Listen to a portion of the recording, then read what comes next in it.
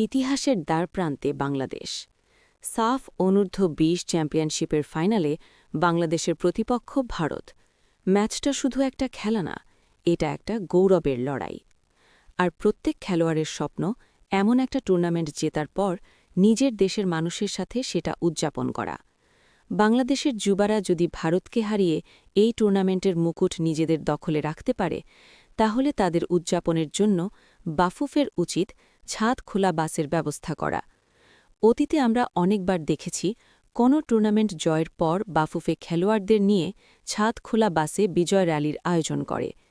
এবারও যদি বাংলাদেশ সাফ জেতে, তাহলে এই সংস্কৃতি যেন চালু রাখা হয়। নিজ দেশের খেলোয়াড়দের নিয়ে ট্রফি সেলিব্রেশন করা খেলোয়াড়দের অধিকার।